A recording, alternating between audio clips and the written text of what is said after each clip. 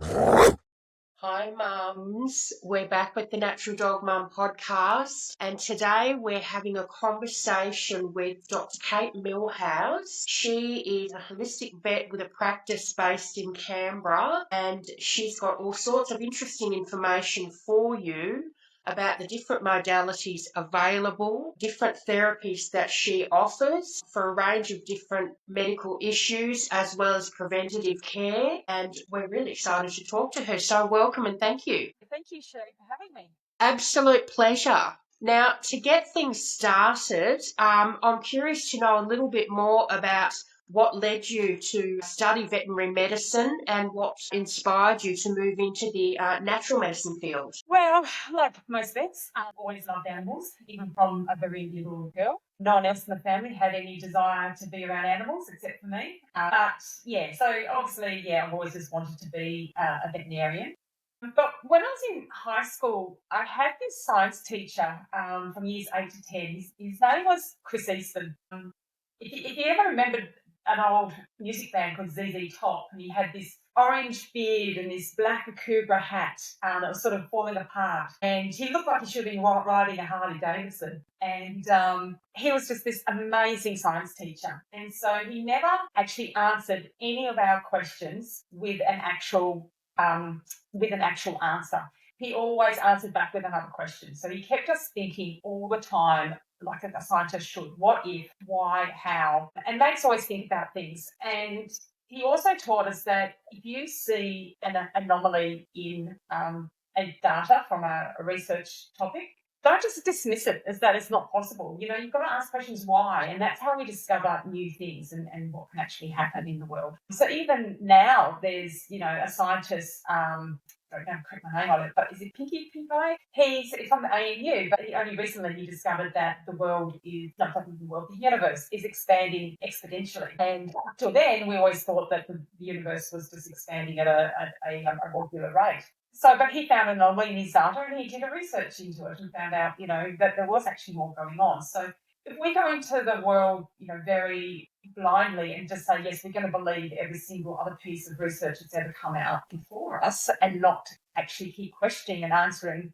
and asking questions, then we're not going to discover anything new. We've got all these things with medicine, like called idiopathic, idiopathic epilepsy. Yes, animal seizures for a reason, but we've got to find out, we don't know exactly. So we call it idiopathic. So we don't know yet. We need to find out more. So there's still more that we need to know what's going on. But when I went to university, I did feel like we got spoon-fed a lot of information. It's a lot to take in, a lot to learn. So you go out with the basic knowledge of what everybody sort of gets taught. I think also going back to high school, I also had this a friend who had chronic fatigue, and her parents thought, didn't find any more answers for her with medicine. She was in a wheelchair, and she wasn't. But, she had doctors telling them that she was just lazy. This girl got, 20 out of 20 for 6 subjects for year 12. She's very intelligent. She shouldn't have been in a wheelchair by year 7. So they took her around to lots of different therapies, and it sort of opened my eyes a little bit to the wild different, therapies out there. But then when I finished and graduated, I had, the other vet saying to me that, chiropractic for horses, what ridiculous load of nonsense. If the horse's back was out, the horse shouldn't be working. So, you kind of have this sort of feeling that there's all a load of nonsense by the time you finish university. And then I had a client come in who said, would homeopathy help this case? And I was like, oh, that's not. How could it? There's nothing exists with homeopathy. Anyway, she did come back in a couple of weeks later, or even a couple of months later, and showed me the case. That was a skin case. And I was like, that's better. That should have got better that way. So that's when I realised and went, well, actually, I haven't learned about this, and I actually have no idea what I'm actually talking about. So I should learn about it, practice it, and then I can then poo-poo it if it doesn't actually work. So I actually found a course in England at that time that was trained by doctors at a homeopathic hospital. So it wasn't exactly lay people that were teaching it. It was actually done by medical trained people. And so I've got my little bottle of placebo pills, and I've got my other little figures and started experimenting. Yeah, husbands actually make really good guinea pigs. So he got experimented on quite a lot. He had cellulitis once. So that was really interesting because I slipped a placebo in every now and again, and he could tell when it was working. And he also had surgery, a very painful surgery procedure on his lip done. And again, the pain afterwards, we was doing homeopathics for him and it was working. And then I'd slip a placebo in and he could tell me when it wasn't working anymore. Interestingly enough, husband's really good fun to test on. So that's when I decided that, yes, there is something in this, and I could actually see things happening. And from there's just more courses. There was acupuncture, and so I did a very Western-based course in UK, again taught by a vet and a doctor. But it was a bit Western-based. It was very much this nerve runs close to this point, so therefore it should do, X, Y, and Z. So by the time I got back to Australia, there was another course being run. By the I can't remember which one it was now from the IVIS, International Veterinary Acupuncture Society. So there's two. I've been helping someone else out from the Chi University, the Chi training course recently. So I did the IVIS course. I then continued to finish off my homeopathy course. Then I think there's more courses come up by this time. Barbara Frazier has started doing the College of Integrative Veterinary Therapies online course. So anyway, I did a herbal course through them, and then later on another nutrition course, and now I'm starting to do more nutrition courses. So the more you get into it, the more courses and the more therapies that are out there, and the more things that you see happen with the animals, and the response that you can get from them, it's absolutely phenomenal. So it opens up a whole new world of different ways that you can actually treat and give therapy to animals. Absolutely. I'm curious, you mentioned that one of the early cases that piqued your interest was a skin case. Can you talk a little bit more about that? It was about 25 years ago, so I'm not going to remember the exact details. No, that's okay. Yeah, it was. It'd been like it for years. I know the case had been like it for years. I can't remember the exact details, but I remember that the skin was quite a mess. I just did not feel that stage the homeopathy would have helped it. And it was a remarkable change in the case, definitely. Just using the homeopathy is what the owner said. So I sort of went, well, yep, let's try it. I've certainly had, loads of other cases that I've used homeopathy with. Everything from very physical cases through to, chronic rhinitis where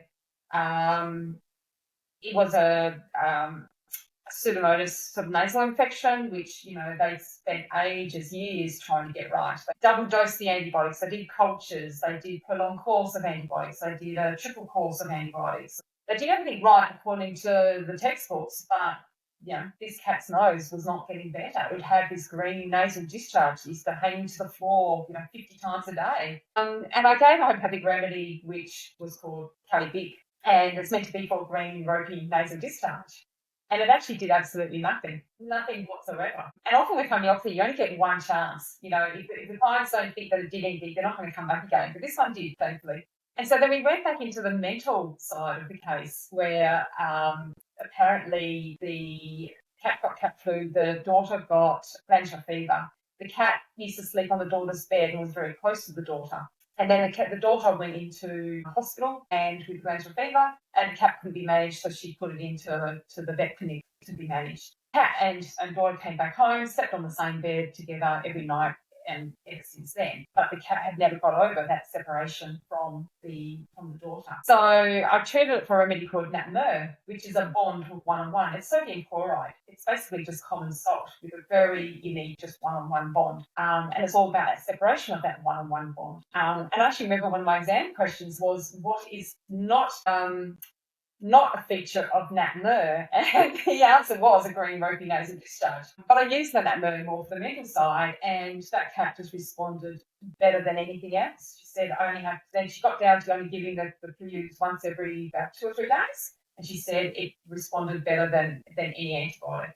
And work just to keep it under bay using homeopathic remedies. So you can get some really good, amazing physical cases, but you can also get some real great improvement with the mental cases too. I imagine. Interesting stuff. I understand what you mean about once you open the door and start doing a deep dive, you just want to keep going and going and going. I don't have the vet science degree, but I've just found since I opened my first book on herbs, since I started playing around with herbal remedies, you do one course, then oh, there's another one over here, and then there's this one. I think I'm only up to nutrition course number 2, but I've already got plans for at least a couple more. You just want to keep learning more and more. It's fascinating stuff. Yeah, it's amazing how far back it all dates too. You know, your first veterinary textbooks were actually done on veterinary acupuncture.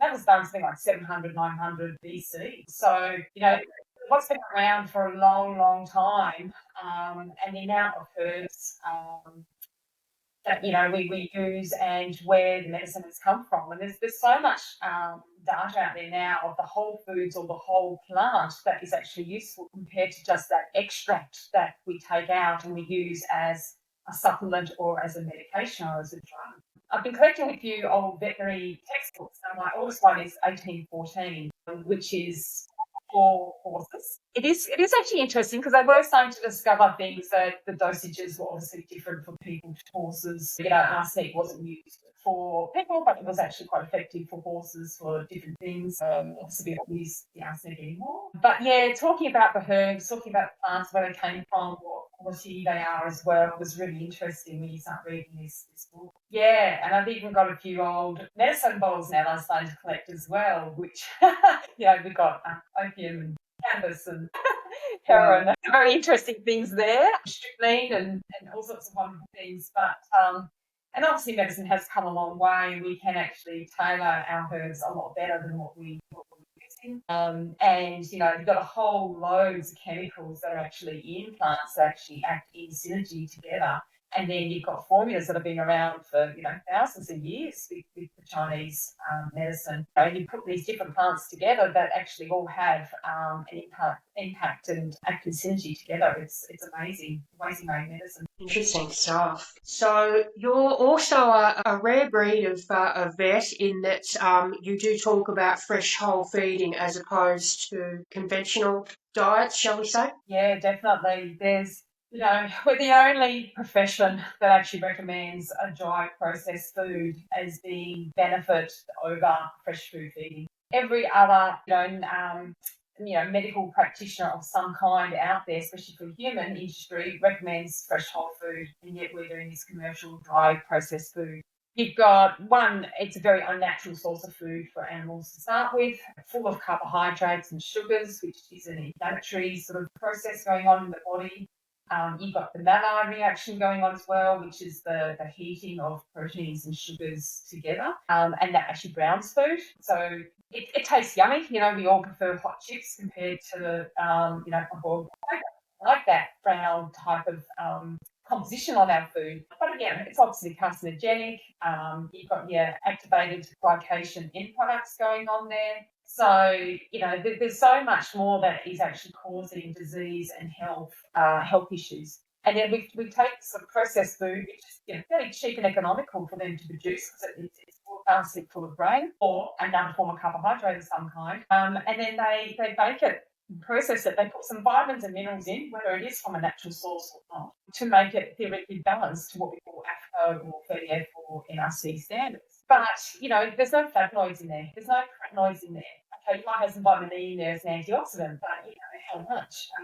You know, vitamin C, dogs actually do produce, or in cats, produce enough vitamin C, and actually it's an essential requirement as far as a vitamin or mineral goes for animals compared to that of people. But, you know, there's still some benefits of having vitamin C in helping to rejuvenate the glutathione and, you know, as an antioxidant in the body. Even though it might not be essential requirements, there's benefits of it, having some of these natural things put back into diets. But yeah, you know, we can probably talk all day long about diets because it's such a huge thing. But having this sort of dry, dehydrated type of food that's leaving the body in a permanent dehydrated state, the dental disease, just every disease possible, you know, can certainly lead somehow to nutrition in the body. Yeah, it causes more diseases than it actually treats, by all means. The other problem that we do have with natural feeding is we're time poor. A lot of us are time poor. We want something easy and convenient to feed our pets. And what happens is I provide a really great balanced recipe. You can have everything in there. It's going to have all your organics, it's going to have your vegetables, it's going to have your nuts and seeds, it's going to have your omega-6, omega-3 balance right. You're going to have your calcium and your phosphorus balance right in there. and all the other supplements else that we can put in. But after a while, we're a bit time poor and we start leaving things off. We didn't get to shops, we didn't get that ingredient. Oh, he doesn't like that ingredient, we'll just leave that out. Oh, that was a bit hard to get. I just come back in a year later and we've gone from a really, really perfect diet. It's probably gone to the worst diet I can possibly feed our animal because so it is a problem with nutrition, but we can do the best for animals, but we can also do the worst for animals as well by doing something that is completely unbalanced for them at the same time. So yeah, we always have to keep sort of monitoring and watching what goes on.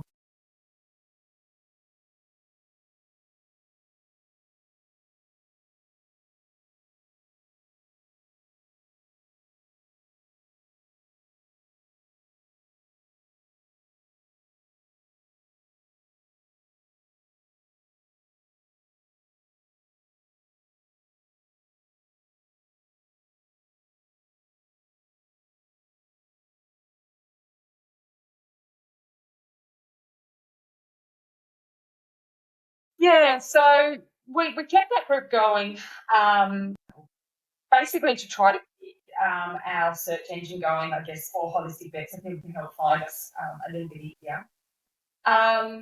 Yeah, we're not active on the group as such. We tend to communicate a little bit more through different sort of private groups at this stage. And we also have our conference once a year as well. But we did keep that site going so that people can actually help find us and yeah, a quick reference for people when they need to get to someone.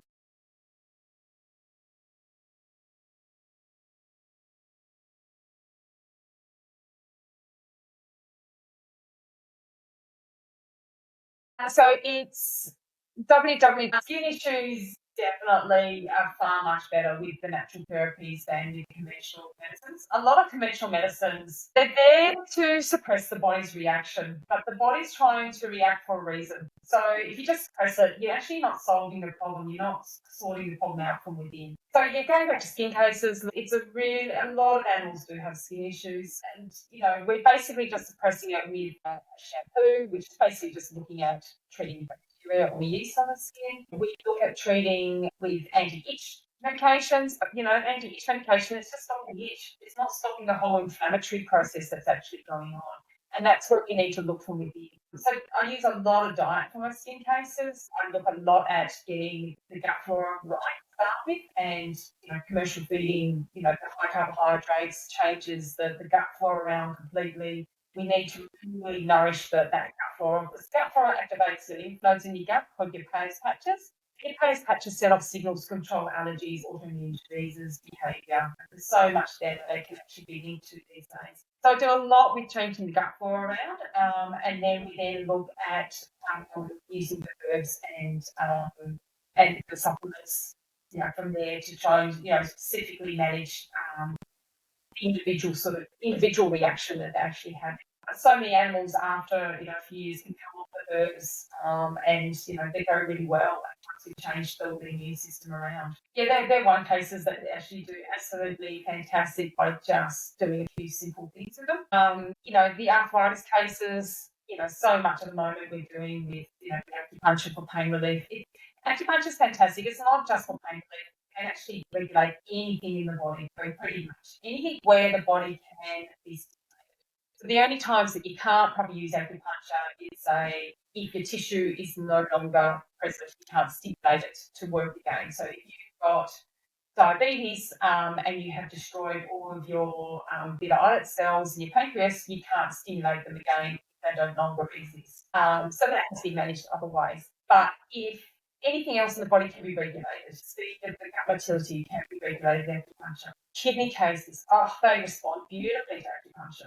We're not going to cure the kidney disease, but the hypertension through the kidneys and the blood flow through the kidneys and the renal perfusion can be remarkably changed around using acupuncture. So we're not just using it for pain relief there. So a lot of my kidney failure patients actually improve dramatically and live longer, better appetite, running around. I remember one little case recently, probably stage 4 renal failure, about to be euthanized at the vets. So we started the acupuncture. I do a lot with probiotics for these guys because probiotics can actually utilise nitrogen as an energy source in the gut.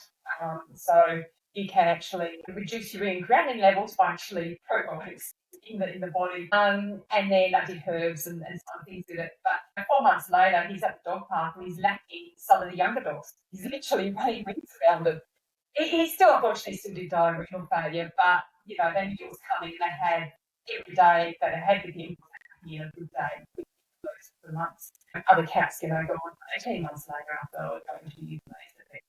Some of the improvement that you can get with, renal failure, skin cases, there's other ways to manage, antibiotics other than just your drugs sort of things. I think what other things that I'm actually using a lot at the moment. I don't know, doing dietary management for urinary tract, crystals and stones in dogs. Yeah, I think it's unlimited potential basically what you can use these therapies for.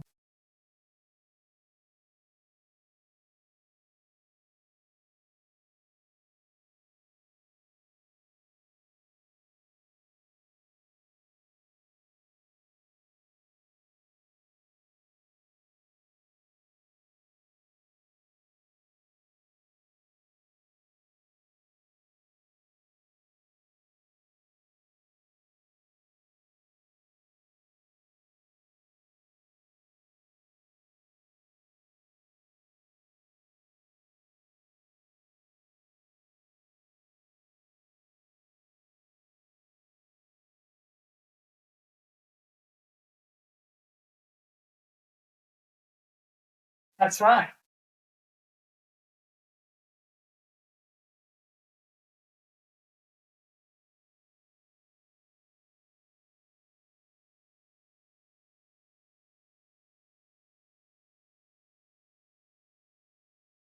Vaccinations is one really big one. I do a lot of what we call titer testing, which is a blood test to prove antibody levels. So they don't need vaccinating as regularly as what they're saying. Certainly, especially for your dogs, the distemper hepatitis parvo is very easily tested, the antibody levels for. And if they have antibodies against the disease, they're not going to need any more vaccinations. So if they get exposed to the disease, then they will produce more antibodies and they won't show signs of the disease. But we can actually test those levels. The chemical side, unfortunately, we can't test for, and chemicals are still requiring it because it's not 100% effective. Just reducing the amount of drugs that are going into the system.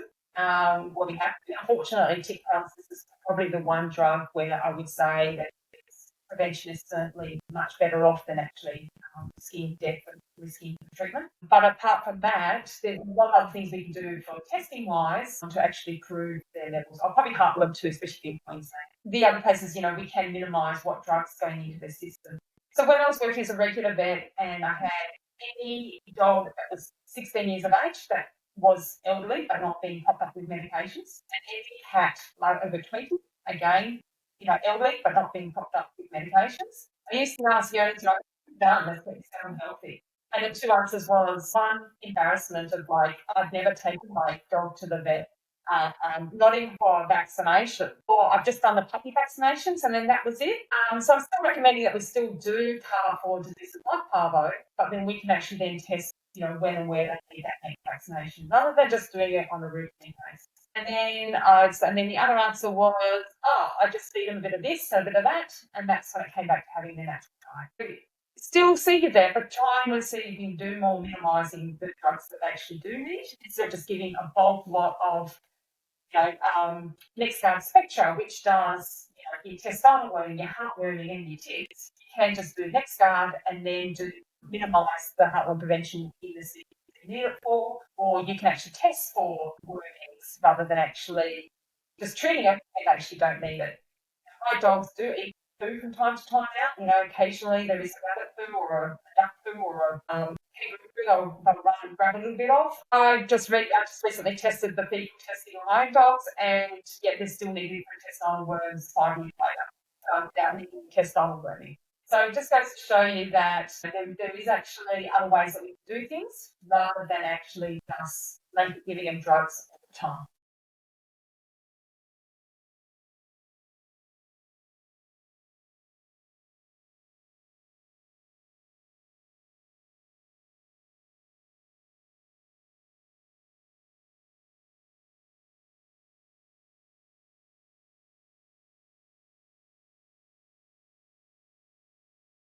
Sure. All right. Thanks, Sherry.